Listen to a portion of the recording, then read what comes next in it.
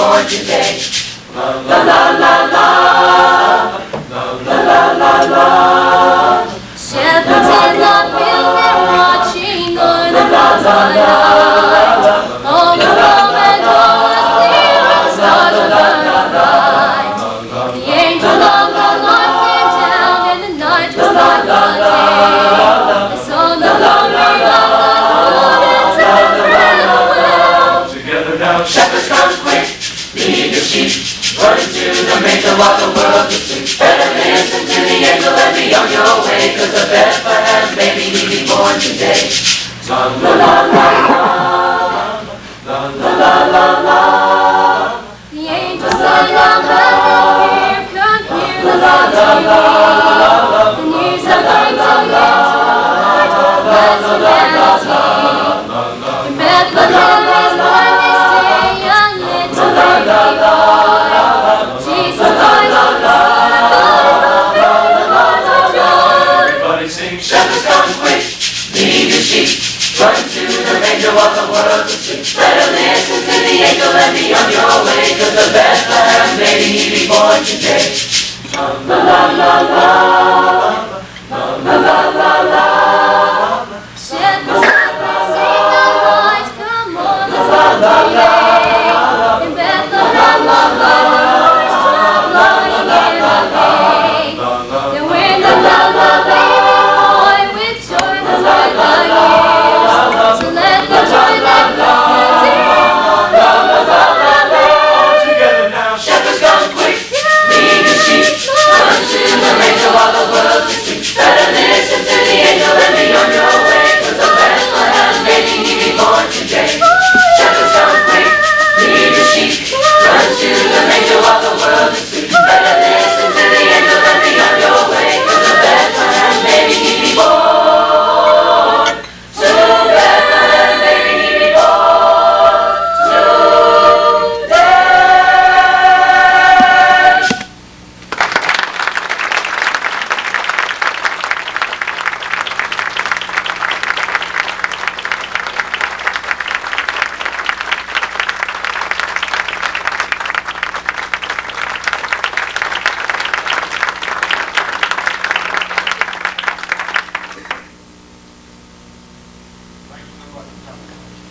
Good luck on your exam.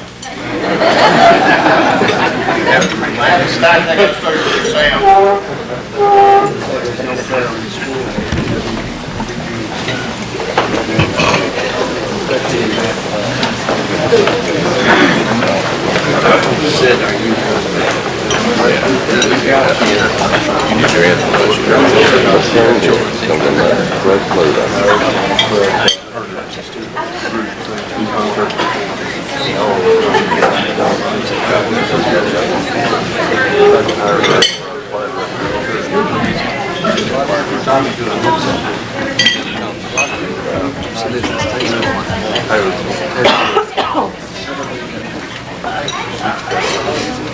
Sandy just informed me there's second one, if I want you to do the line. I want to welcome everybody here this morning. I'm Ed Markson, I'm president of your chamber for 1995. This is my first official function. It's great to have such a terrific turnout.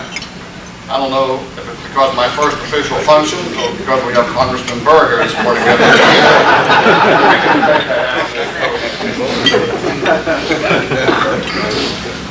We're glad to have this morning Peggy Marley at our head table. Peggy was in charge of the campaign for Congressman Burr in our county. We're glad to have you here today.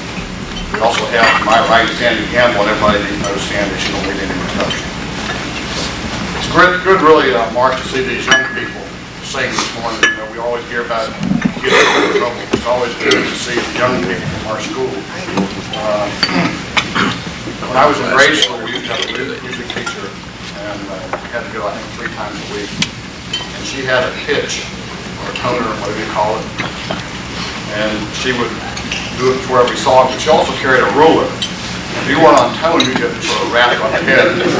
I wasn't a very good singer, so I got a lot of raps. But I always remember that. I was sort of flinching every time she did that tone. I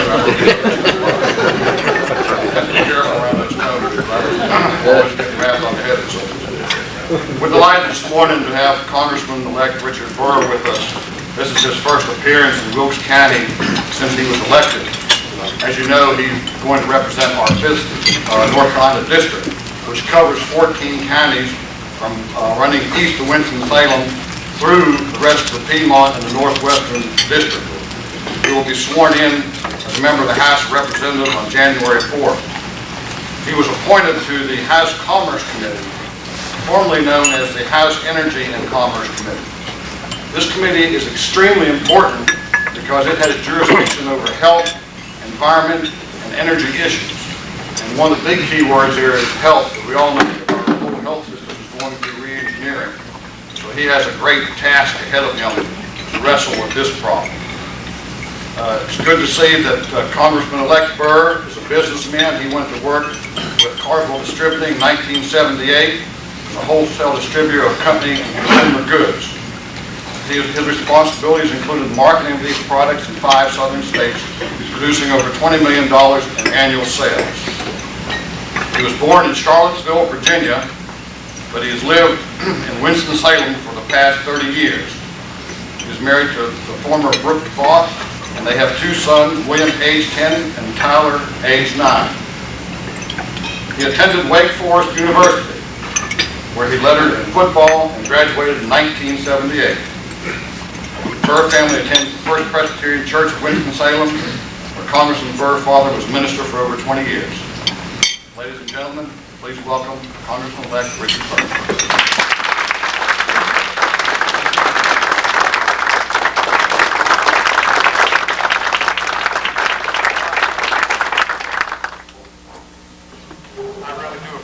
Opportunity to be up this morning, and I apologize right from the beginning that after I get through, I'm going to have to shoot out to get to Greensboro Airport and try to catch a 10:40 flight. Unfortunately, the one thing that comes without the swearing in is the responsibility that when they call and say come to Washington, we have to be there. What my wife didn't know was that they called me about 3 days after the election, and they've called me ever since.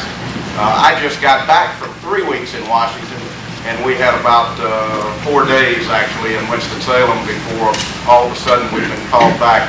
And I will spend just a second getting into some of the things that currently are at least under review in Washington, some of the things we've already done. Also some of the things that I think you'll see in the 104th Congress. Certainly my counterpart in this county, Cass Ballinger, is committed to them, as are many in North Carolina and many throughout the country. But let me take just a minute to talk a little bit about what we went through on November the 8th, because I think it was significant not only in the 5th District, it was significant in Wilkes County and most counties across North Carolina, through this state and through this country. And let me take just a minute also to talk about the new makeup in Congress. I think that on November the 8th, we saw what I think is a peaceful revolution. We finally saw the American people become engaged in the election process. And they voted really against ideology, a certain direction of ideology. In this particular case, I think most of it stemmed from their disagreements with President Clinton in the direction that he was headed in this country.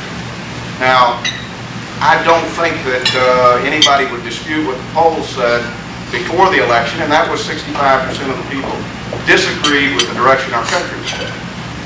Let me tell you some of the things that have happened since the election. Republicans, at least in Congress and the Senate, ran on an item called the Contract with America. That contract right now, according to USA Today, receives 81% support by the American people. So I think what we see from the contract is not necessarily agreement with all parts.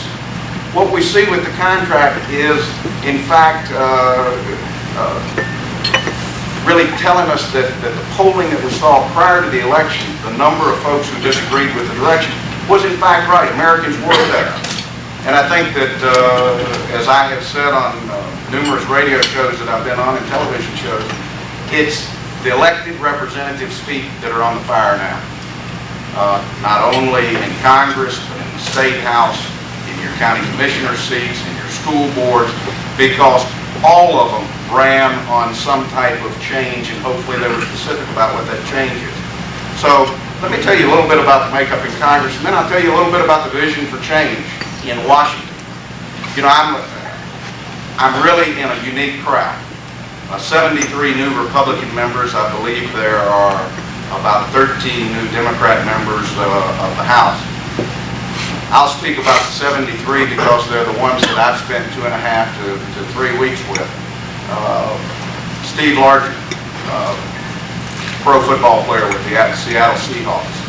J.C. Watt, two-time MVP of the Orange Bowl, quarterback of the Oklahoma Sooners.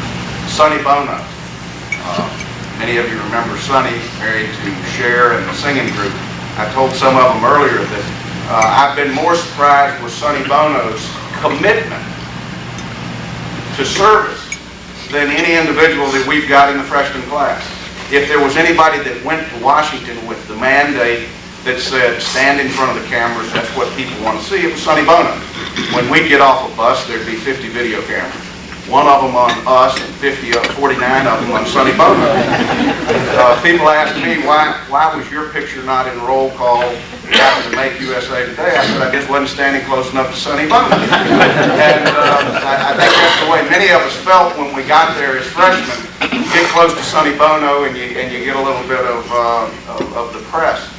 But here's an individual who sat through every meeting on the front row and committed every ounce of energy to making sure that the information that was covered, whether it was on orientation or whether it was on leadership or whether it was on issues that we're going to talk about, that every ounce of energy was devoted to that. Newt Gingrich was asked, what about the 73 freshmen? What are they like? He said they're serious and subdued. Now, I happen to think that Newt Gingrich did it exactly right. 73 freshmen who on election night were the most ecstatic people in this country. And by 9 o'clock on the morning of November the 9th, they realized the responsibility that was on their shoulders. They went to Washington not to stick their chest out necessarily and say, we're part of a very historic revolution up here. But they went to Washington to say, we have to live up to the commitments that we made as candidates. Which brings us to where the Congress is, what they've done, and what I see happening in Washington. It doesn't take long before you realize that if you really accomplish any change in Washington, you gauge it by how many people are upset with it. Now, if you notice, we came back from Washington after just 2 weeks, and we had the Black Caucus, the Democratic Study Committee, the Hispanic Caucus, the Shoe Caucus, the Republican Study Committee. We had them all mad at us because we cut out a little-known thing called LSOs, Legislative Service Organizations. They were organizations where your taxpayer money, which is allocated to each member based upon his office expense, could join a caucus and could allocate part of his office expense to the membership dues of that caucus. The only problem that existed was these caucuses weren't held to any federal guidelines as far as who they employed as staff, how much work they put in, and it was really a scandal waiting to be broken. In many cases, there were family members and relatives who were serving in a higher capacity on some of the caucuses with, in fact, your taxpayer money, and in many cases for as little as 4 or 5 hours worth of work a week. We had two choices. We could leave it like it was, or we could begin to cut. We elected to cut out LSOs as it related to your funding of LSOs.